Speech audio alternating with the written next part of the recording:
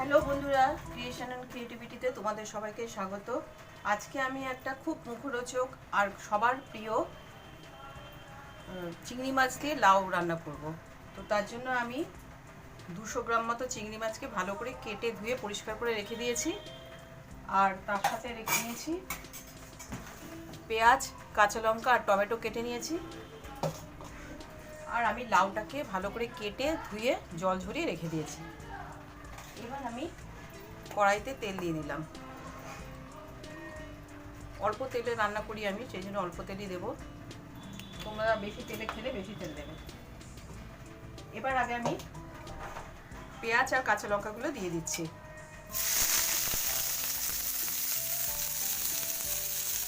পেঁয়াজ আর কাঁচা লঙ্কাগুলো দিয়ে দেবো। এই রান্নাটা খুব তাড়াতাড়ি হয় এবং খুবই মুখরোচক রান্না। তোমরা বাড়িতে সবাই ট্রাই করবে এবং খেয়ে আমাকে বলবে যে তোমরা কীরকম খেলে। এটা লাল লাল করে ভাজা হতে দেবো। দেখো পেঁয়াজগুলো মোটামুটি রং ধরে গেছে পেঁয়াজ ভাজা। এবার আমি এর মধ্যে চিংড়ি মাছগুলো দিয়ে দিচ্ছি।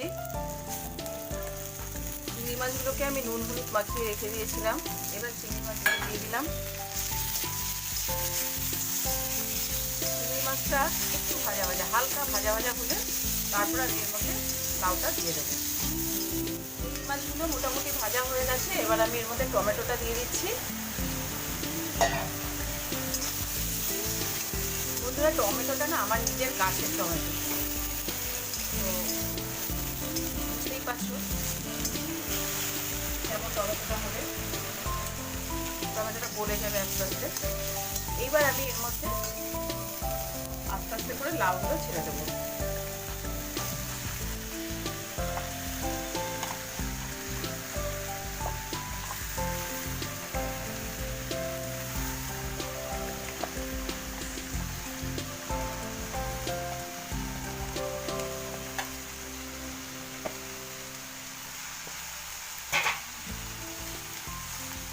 লাউগুলো ছেড়ে দিলাম।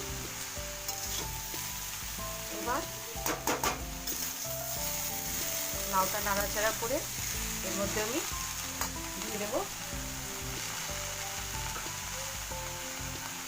1 টিস্পুন সমান হলুদের গুঁড়ো। 1.5 টিস্পুন দেবো হলুদের গুঁড়োটা।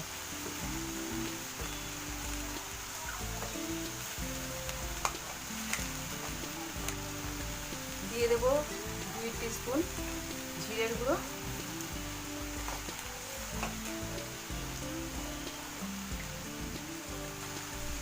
দিয়ে দেবো 1 টিস্পুন ধনের গুঁড়ো। রঙের জন্য দেবো একটু কাশ্মীরি লঙ্কার গুঁড়ো।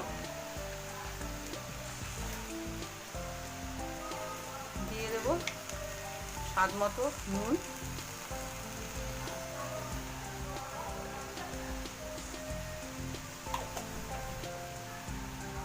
এবার এটাকে নাড়াচাড়া করব। আমি মিষ্টিটা দেব কিছু পরে, এক্ষুনি আমি মিষ্টিটা দেব না, মিষ্টি দেব। এবার ফ্লেমটা মিডিয়াম করে, আমার ফ্লেমটা মোটামুটি বাড়ানো আছে, মিডিয়াম করে এটাকে মশলাটা এই লাউয়ের সাথে মিশতে দেব। এটা আমি ঢাকা দিয়ে দেবো। মশলা সেদ্ধ হয়েছে।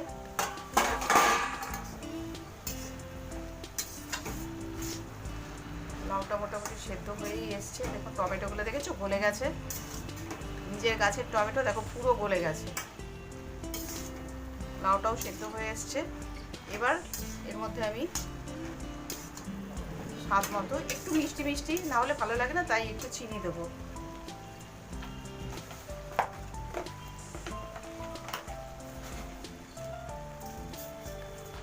ওটা মতো চিনি দিয়ে দিলাম।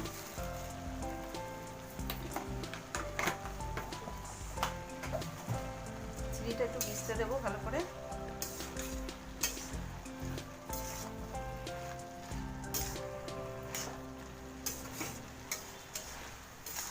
চিনিটা মিশে গেলে তারপরে তোমাদের দেখাচ্ছি রান্নাটার কি রূপ দাঁড়ায়, তারপরে তোমাদেরকে দেখাচ্ছি। ততক্ষণে একটু ঢাকনা দিয়ে রাখবো। দেখবো ঢাকা খুলে দেখো একদম পারফেক্টভাবে সব কিছু গলে গেছে।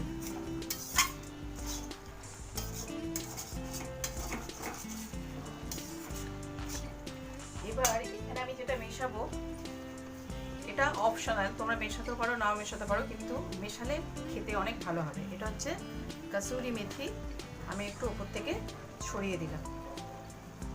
এটা টেস্টটা সম্পূর্ণ বদলে দেবে আর খেতেও ভীষণ মুখরোচক হবে। এটা মিশিয়ে আমি এটাকে জাস্ট 1 মিনিট স্ট্যান্ডিংয়ে দিয়ে রাখবো, দিয়ে তারপর আমি সার্ভিং বলে সার্ভ করে তোমাদেরকে দেখাচ্ছি। তৈরি হয়ে গেছে লাউ চিংড়ি। গন্ধটা শুকে দেখি, কি মুখরোচক হয়েছে, গন্ধেই খিদে পেয়ে যাচ্ছে। আশা করি তোমাদেরও দেখে খিদে পেয়ে যাচ্ছে। তোমরা এটা বাড়িতে ট্রাই করবে, করে খেয়ে আমাকে অবশ্যই কমেন্ট করবে। আর বন্ধুরা, লাইক করতে আর সাবস্ক্রাইব করতে একদম ভুলবে না। তাহলে আজকের মতো এখানেই শেষ করি, দেখা হচ্ছে পরবর্তী ভিডিওতে।